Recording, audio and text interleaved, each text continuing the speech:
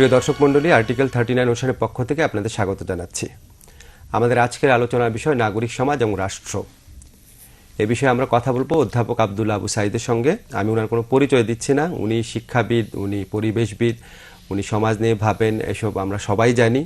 এর বাইরে ওনার অনেক পরিচয় আছে। আমি সরাসরি আলোচনায় চলে যাচ্ছি। আমরা আলোচনার মধ্যে দিয়ে ওনাকে আরও ঘনিষ্ঠভাবে জানবো। প্রথমে দর্শকদের থেকে ক্ষমা চেয়ে নিচ্ছি যে আমি অনুষ্ঠানে সাধারণত নাম ধরে ডাকি আমরা অতিথিদের। উনি আমার ঢাকা কলেজের শিক্ষক ছিলেন, আমার পক্ষে ওনাকে নাম ধরে ডাকা সম্ভব না, আমি স্যার বলেই ডাকবো।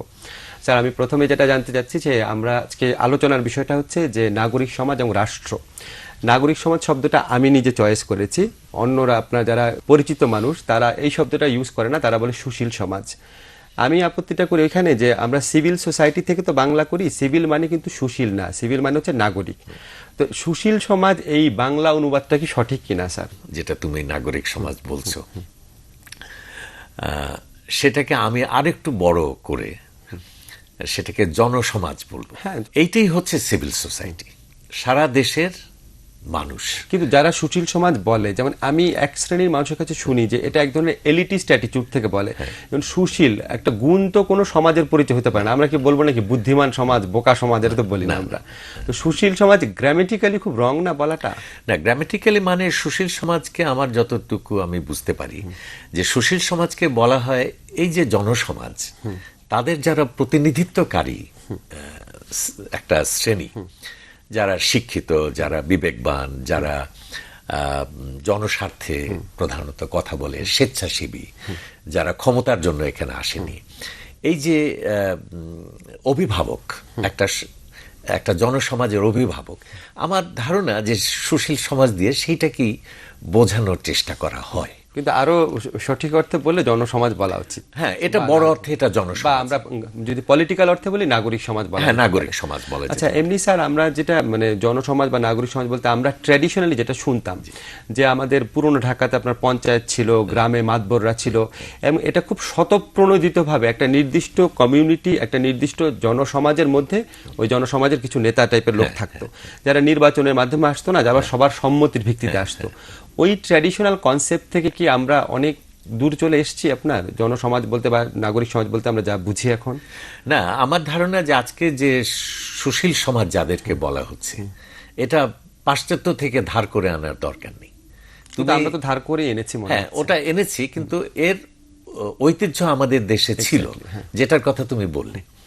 মাতবররা ছিল, তারা বিচার করতেন, তারা বিবেচক মানুষ ছিলেন, নিরপেক্ষ মানুষ ছিলেন, অভিভাবক ছিলেন। সমাজের মানুষ তাদের কাছে যে ন্যায় বিচার পেত, এবং তার ফলে অধিকাংশ মামলা মোকদ্দমা ওই গ্রামের মধ্যেই সমাপ্ত হয়ে যেত, ওটা আর শহরে আদালতে পর্যন্ত যেত না। এই যে মানুষকে নিরাপত্তা দেওয়া একটা প্রতিনিধিত্বকারী একটা শ্রেণী, তাদের সংখ্যা যে খুব বেশি থাকতো। আমাদের পুরনো ঢাকায় স্যার সর্দাররা ছিল। হ্যাঁ, সর্দাররা ছিলেন। এটা আমাদের সারা দেশে এটা ছিল।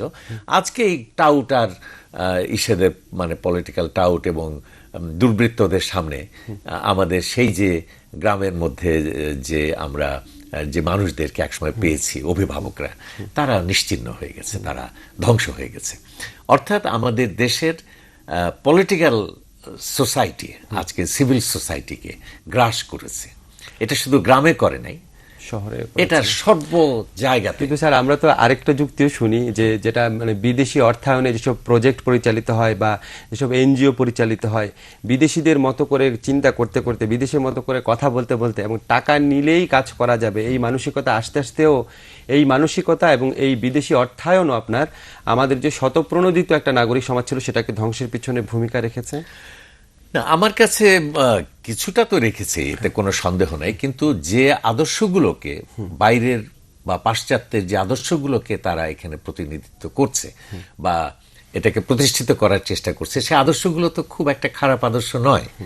যেমন হিউম্যান রাইটসের কথা আছে, বা এনভায়রনমেন্টের কথা আছে, বা নারীদের ক্ষমতায়নের কথা আছে, বা ডেমোক্রেসির কথা আছে। এগুলো তো কোনো খারাপ জিনিস নয়, এবং এটার জন্য আমি দেশের মধ্যে টাকা পেতে পারি, বাইরের থেকেও টাকা পেতে পারি। আমি যদি এই কাজটা সঠিকভাবে করি তাহলে আমি মনে করব যে সেটা ঠিক মতো হলো। সেখানে কিছু গোলমাল নিশ্চয়ই আছে। একদম বিশুদ্ধ নাগরিক সমাজ যাদেরকে আমরা বলি। স্যার আমি যখন এমনি গ্রামে ট্রামে যাই আর কি, তখন আমি কিছু কিছু জায়গায় দেখেছি আপনার ওই যে একটা এনজিও হয়তো বলছে যে আমরা বাচ্চাদেরকে পড়াই, ফ্রি পড়াই আর কি, কিন্তু প্রবলেম হয়ে গেছে আমাদের স্কুলে এখন কেউ আসে না। অন্য স্কুলে যায় ওরা শুধু ফ্রি পড়ায় না, ওরা আবার কিছু টাকাও দেয় বাচ্চাদেরকে, না সরি অ্যাডাল্ট এডুকেশন আর কি। তো ওরা বলছে যে যেখানে টাকা দিচ্ছে ওখানে যাচ্ছে, কোয়ালিটি কি ওইটার দেখে না। এটা তো গ্রামে যারা আপনার যাদের অনেক অভাবী মানুষ আছে বা শহরে যারা অভাবী মানুষ আছে, টাকা যখন একটা ফ্যাক্টরি হিসেবে ঢুকে যায় তখন স্বতঃপ্রণোদিত ভাবটা চলে যায় না স্যার অনেক? না, ওটা অবশ্যই যায়। সেই জন্য আমি নিজে যখন পরিবেশ আন্দোলনের মধ্যে থেকেছি বা আছি, আমি যে প্রতিষ্ঠানের সঙ্গে আছি, আমি সর্বতভাবে চেষ্টা করেছি যে বাইরের টাকা, বিদেশি টাকা যেন সে প্রতিষ্ঠানের মধ্যে না আসতে পারে। কারণ আন্দোলন করব আমরা।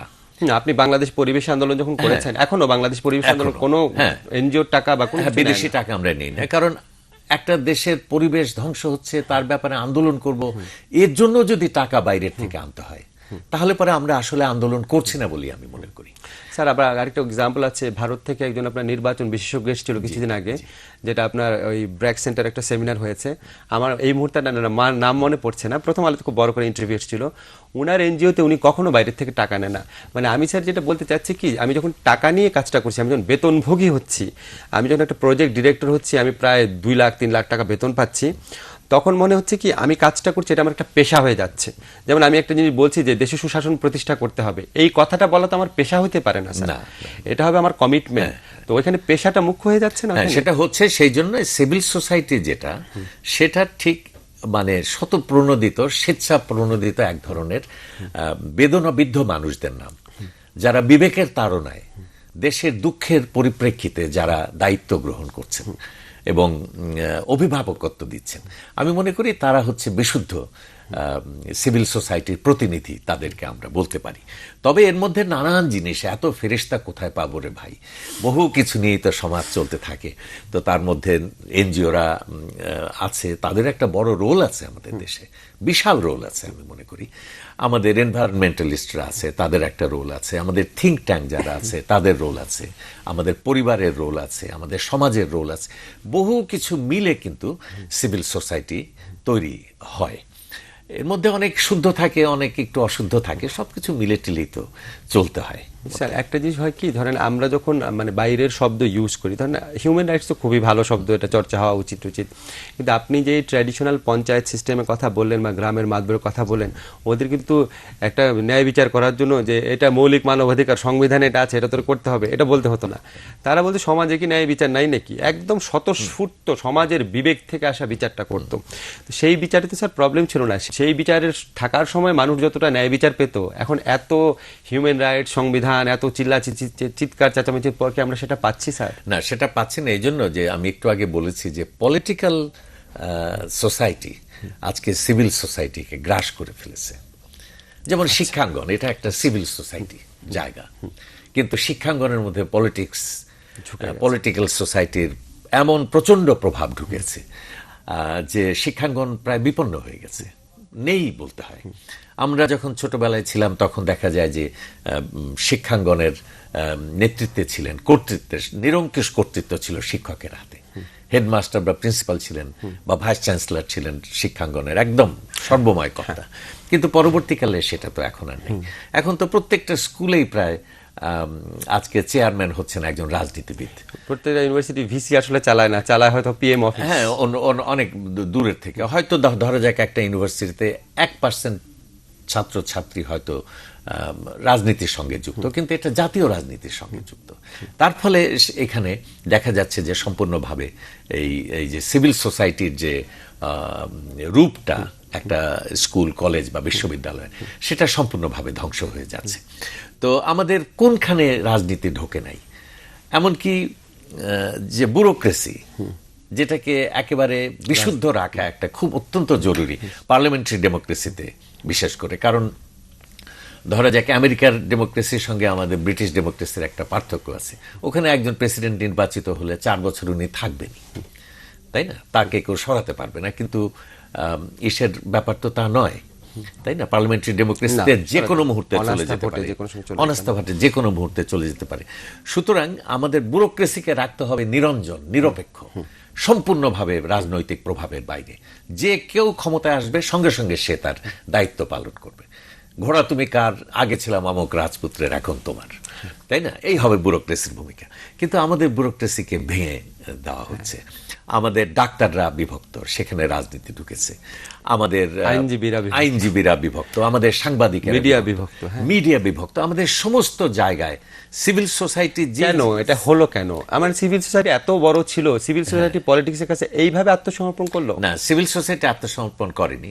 আমাদের রাজনীতির মধ্যে এমন একটা সমস্যা আছে, এবং আমাদের সেটা তুমি আমার চাইতে অনেক ভালো জানো, যে আমাদের ৭০ ধারা নামে একটা ধারা আছে, যে ধারার কারণে আজকে আমরা একচ্ছত্র ক্ষমতার বিকাশ দেখছি। আমরা এরশাদকে তাড়িয়েছিলাম কেন? স্বৈরাচার নিপাত যাক, গণতন্ত্র মুক্তি পাক। আমরা ভেবেছিলাম যে গণতন্ত্রের উদার উন্মুক্ত হাওয়ার মধ্যে আমরা বসে স্বাধীনভাবে গণতন্ত্রের চর্চা করব, মানবতার চর্চা করব, ব্যক্তি স্বাধীনতা, স্বপ্ন ছিল, অনেক স্বপ্ন আমাদের ছিল। কিন্তু সেটা ভেঙে গেছে, এবং সেটা ভেঙে গিয়ে আমরা গণতন্ত্র পেলাম, কিন্তু দেখলাম যে আসলে আমরা গণতন্ত্র পাইনি। আমরা সামরিক একনায়কতন্ত্রের থেকে গণতান্ত্রিক একনায়কতন্ত্রের মধ্যে চলে এলাম। এখন একটা রাজতন্ত্রের মধ্যে আমরা চলে আসছি, সেটা পুরুষানুক্রমিক হতে যাচ্ছে। এটা ডেমোক্রেসির জন্য তো মারাত্মক ঘটনা ঘটল, এবং এটা এই কারণে ঘটলো যে সাংবিধানিক কারণে। সেটা এই মুহূর্তে আমি আলোচনা করতে চাই না। ওইটা বোধহয় স্যার আপনি আর্টিকেল 70 কথা বলছেন সংবিধানে, আপনি আরো কয়েকটা কথা বলেন, আমি একটু আপনাকে মনে করিয়ে দিই। একটা হচ্ছে আমাদের রাজনৈতিক দলের ভেতরে গণতন্ত্র নাই, যে মানে পার্টির কোনো কনস্টিটিউশনই নাই, এবং রাজনৈতিক দলগুলা স্যার নিবন্ধিতই না। মানে রাজনৈতিক দলগুলো বাংলাদেশে কোনো আইনগতভাবে নিবন্ধিত সংগঠন না। এখানে তো আপনি বলেন। এখানে আমি একটা কথা এই জন্য বলবো যে আমাদের ৭০ ধারাতে কি আছে? ৭০ ধারাতে আছে যে সংসদের মধ্যে একজন সাংসদ সে দলের সিদ্ধান্তের বিরুদ্ধে যেতে পারবে না। অর্থাৎ সে যেই মাত্র ইসের মধ্যে ঢুকলো, জাতীয় সংসদের মধ্যে ঢুকলো, সে একটা ভৃত্যে পরিণত হলো, দলের কৃতদাসে পরিণত হলো। অর্থাৎ দলের সিদ্ধান্তে, তার সিদ্ধান্ত, তার কাজ হতে হাত তোলা। দল একটা কালো আইন পাশ করলেও সে তার পক্ষে তাকে ভোট দিতে, তার বিবেক যাই বলে। তার বিবেক বলে কোনো কিছু নাই, তার জনপ্রতিনিধিত্ব বলে কোনো কিছু নাই, তার ন্যায়বোধ বলে কোনো কিছু নাই, কিছুই থাকলো না। দলের সার্বভৌমত্ব, কর্তৃত্ব, এবং দলের কর্তৃত্ব মানে দলপ্রধানের কর্তৃত্ব। এবং এর ফলে দলপ্রধান সর্বময় ক্ষমতার অধিকারী হয়ে গেছে, এবং তার ফলে একচ্ছত্র ক্ষমতার বিকাশ ঘটেছে। আমাদের এখন যারাই যখন ক্ষমতায় আসছেন, সেটা আওয়ামী লীগই হোক, বিএনপি হোক, 14 দল হোক, 4 দল হোক, যে যখন ক্ষমতায় আসবে, শেষ একচ্ছত্র ক্ষমতা নিয়ে স্বৈরাচারীর মতো শাসন করবে। অনেকে বলে যে ইসের থেকে চলে যায়, বিরোধী দল পার্লামেন্ট থেকে চলে যায়, যেন গোসা করে চলে যায়। আসলে তা না, তাদের তাড়িয়ে দেওয়া হয়, তাদের পার্লামেন্ট থেকে তাড়িয়ে দেওয়া হয়, রাস্তা থেকে তাড়িয়ে দেওয়া হয়, তাদের বাড়িঘর থেকে তাড়িয়ে দেওয়া হয়। তো এরকম ভাবে তাদেরকে তাড়িয়ে দেওয়া হয়। দুই গভর্নমেন্টই এটা করছে।